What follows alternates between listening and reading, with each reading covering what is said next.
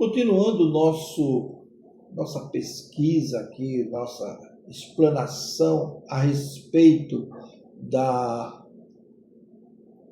terapia do esquema, eu gostaria de falar hoje com você sobre um dos esquemas de domínio que Jeffrey Young fez a separação, e ele escolheu muito bem esse ponto, que é a supervigilância e a inibição na terapia do esquema. Se você já ouviu falar desses assuntos, ótimo. Se não, fique aqui comigo, porque nós vamos tratar desse assunto. Eu sou o pastor Israel, terapeuta comportamental, psicanalista, e esse é mais um vídeo do canal Aconselhando Vidas.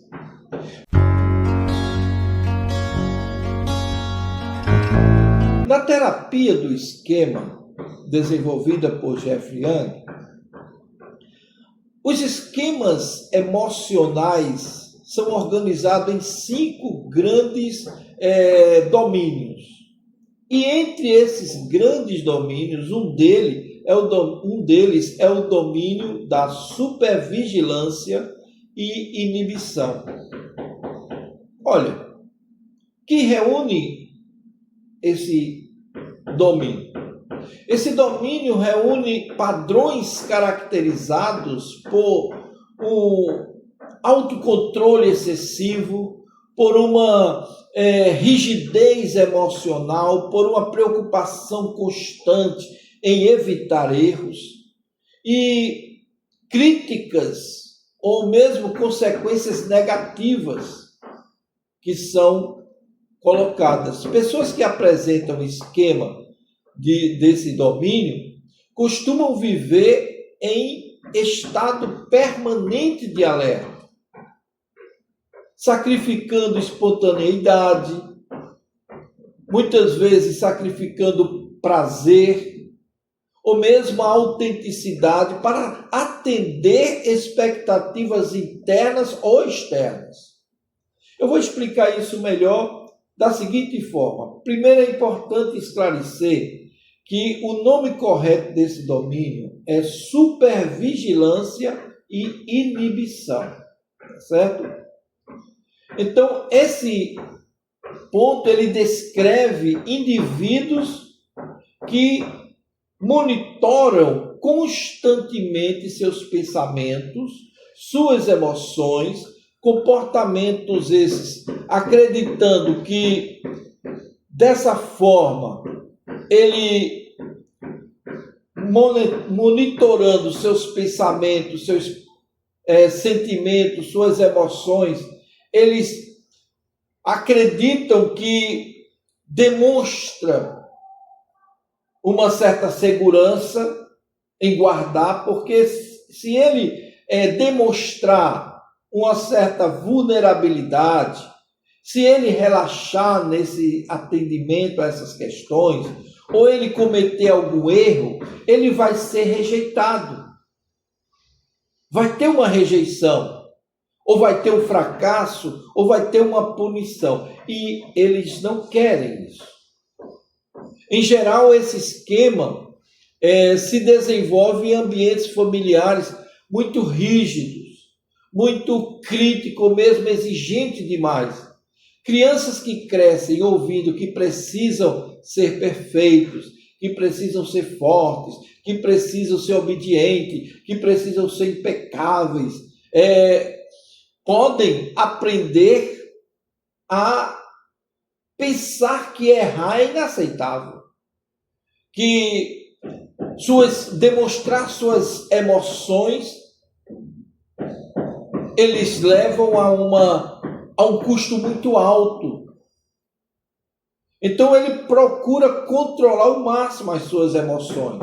E com o tempo, essas mensagens que foram colocadas desde antigamente, no período da infância, elas tornam-se crenças profundas dentro do ser humano adulto. E aí vai influenciar todas as suas ações e atitudes. Antes de continuarmos, eu quero lembrar você apenas isso, avisar, dar um aviso. Você vai ouvir durante o vídeo algumas batidas. É porque está havendo uma arrumação aqui no prédio, certo? E em alguns dos locais está sendo feita uma reforma. Então você vai ouvir algumas batidas como essa. E você vai ter, assim, um certo incômodo. Eu peço desculpas sobre essa questão, mas não vai atrapalhar o nosso assunto aqui, tá certo? Então se concentre no que eu estou dizendo, porque vai dar para entender perfeitamente. Muito bem. Então, essa pessoa que não aceita esse tipo de sentimento, de falhas, elas levam para a fase adulta e na fase adulta se manifesta de uma forma terrível na vida dessas pessoas, influenciando fortemente suas decisões. Então, dentro desse domínio, existem 4 esquemas principais que eu quero trazer aqui para vocês. O primeiro é o negativismo e pessimismo. Veja, nesse esquema existe uma condição em que a pessoa tende a concentrar sua atenção nos riscos, nas perdas e nos problemas, minimizando os aspectos positivos da vida. Mesmo diante de boas oportunidades, mesmo diante de uma notícia boa, ela sempre espera que vai dar algo errado. Ela sempre está com o pé atrás diante da situação, se antecipando a qualquer dificuldade que venha a ter. O segundo tipo é a inibição emocional. Veja, nesse esquema, existe uma dificuldade de expressar sentimentos.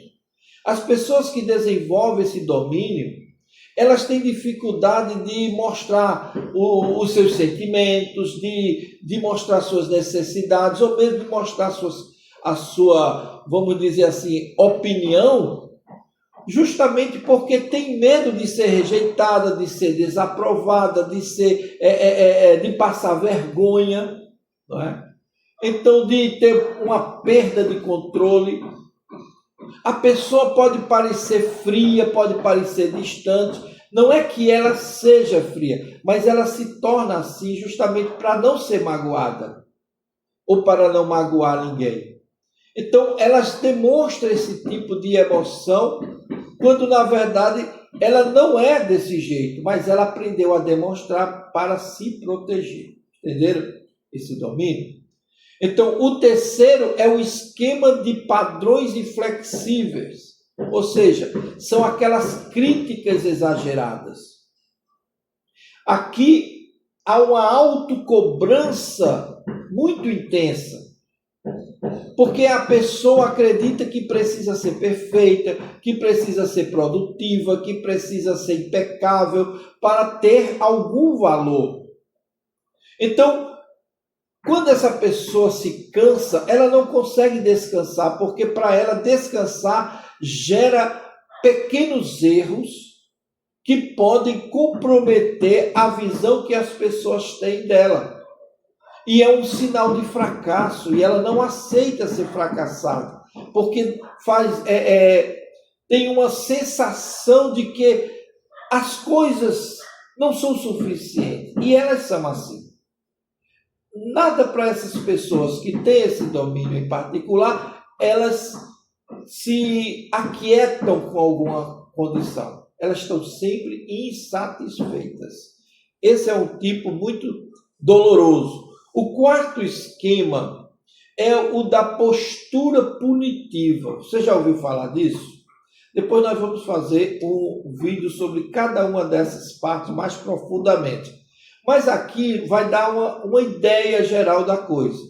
A postura punitiva é quando a pessoa, com esse padrão, costuma acreditar que os erros merecem punição severa. Tanto na relação a si mesma, quanto com relação aos outros. Elas têm dificuldade para perdoar. elas têm dificuldade de compreender a limitação dos outros e até das suas próprias limitações. E elas têm dificuldade com todo tipo de falha. Então, essa pessoa, na direção de um grupo, na liderança de um grupo ou de uma empresa, ela é altamente severa, ela não aceita erros.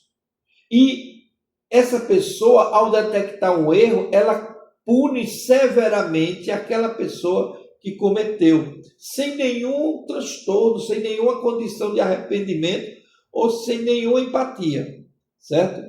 Esses esquemas, eles podem produzir consequências importantes na saúde mental de uma pessoa. Porque uma pessoa que tem isso, elas são altamente estressadas, elas têm uma autoestima baixíssima, elas têm um estresse crônico e um esgotamento emocional muito sensível, porque ela é uma pessoa perfeccionista. E uma pessoa perfeccionista, ela tem muita dificuldade em relaxar, porque ela sempre vai encontrar um problema para resolver. E como ela sempre vê problemas e erros em todo canto, seu relacionamento pessoal e afetivo é muito prejudicado, porque ela não aceita junto com ela uma pessoa que seja imperfeita, porque ela constantemente vai estar se policiando e policiando aquela pessoa, com a necessidade imensa de controlar a situação, para que nada fuja aos seus cuidados.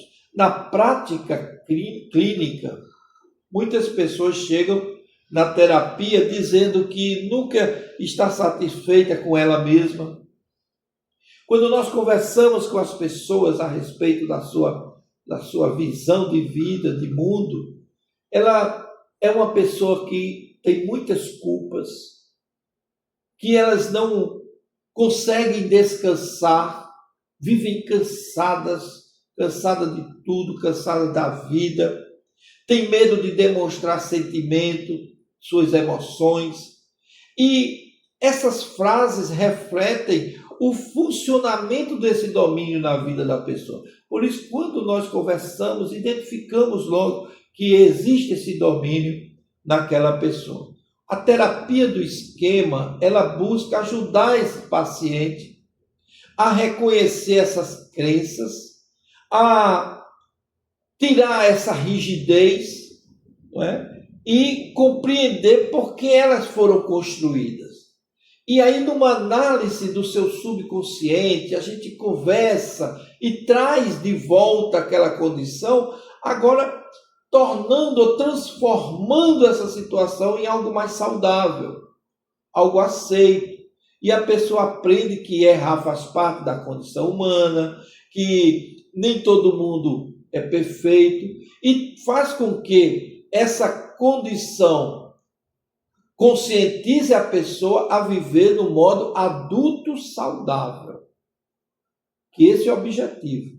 Então, quando a pessoa ela reconhece seus valores e os valores dos outros, aí ela começa a vivenciar uma vida muito mais equilibrada, longe desses domínios, e mostrar que a sua fraqueza não depende do seu desempenho, mas é porque faz parte da vida humana. Então, o objetivo não é abandonar a responsabilidade, não é abandonar a disciplina, o desejo de crescer, mas é encontrar equilíbrio entre a excelência do seu trabalho e o autocuidado que você precisa ter na responsabilidade de lidar consigo e com os outros, não é? Então, esse é o ponto central que a gente sempre bate na mesma tecla. Porque superar a supervigilância significa deixar de viver permanentemente no estado de alerta, aprender a relaxar, porque conhece que a vida não exige perfeição, E ela passa a se aceitar e aceitar o seu próximo. Então, quando a pessoa abandona a prisão da autocobrança excessiva, descobre que pode viver com mais leveza, pode viver com mais autenticidade, pode liberar-se emocionalmente, né? Pode construir relacionamentos mais saudáveis consigo mesma e com as outras pessoas. Então, tudo isso é importante que a gente converse e que, se a pessoa quiser conversar, a gente ouve e resolve dessa forma, tá bom? Se o vídeo de hoje te ajudou de alguma forma, eu peço a você que dê o seu like, se inscreva no nosso canal, comente aqui embaixo sobre o que você está achando, se você já passou por essa experiência, fala aqui embaixo, tá bom? E nós nos veremos no nosso próximo vídeo.